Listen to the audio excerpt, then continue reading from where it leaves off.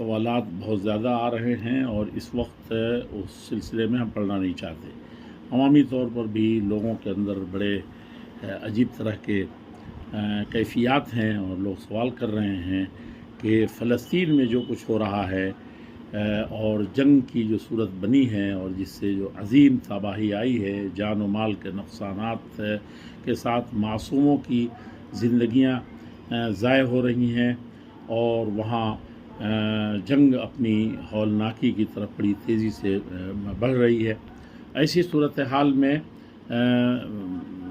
آخری اور اول بات یہی کہی جا سکتی ہے کہ امن مذاکرات کے ذریعے سے ہی اس قضیے نامرضیہ کو حل کیا جا سکتا ہے، اور اس کے علاوہ جو بھی طریقہ اپنایا جائے گا قوت کا، طاقت کا، رد عمل کا اور جھنجھلاہٹ کا، یا تنگ آیت بجنگ آیت کا، یا طاقت کے نشے میں چور ہو کر کے کسی اقدام کے کرنے کا، یا یہ کہ اپنا بلاک بنا کر کے اور دنیا کو اس میں ملوث کرنے کا، یہ سارے اقدامات کسی بھی طریقے سے اس خطے کے لیے، اس کے امن و استقرار کے لیے مناسب اور اچھے نہیں ہو سکتے، نیک فال نہیں ہو سکتے۔ اس لیے عالمی طاقتوں کو بھی چاہیے کہ کئی فریق بننے سے پہلے، اور دنیا کی تمام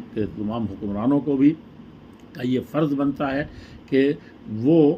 مفاہمت کے افہام و تفہیم کے ذریعے سے، امن مذاکرات کے ذریعے سے اس قضیے کو جلد از جلد حل کرنے کی کوشش کریں اور یہ جنگ بندی بند ہو۔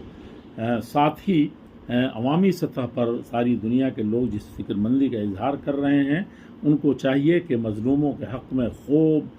دعائیں کریں، اور خاص طور پر مسلمان دعائیں کریں، اور کسی بھی غیر سنجیدہ اقدام سے اور ایسے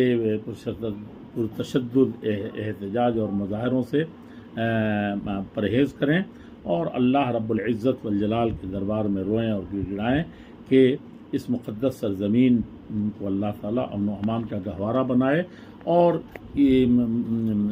معصوم جانوں کی جس طریقے سے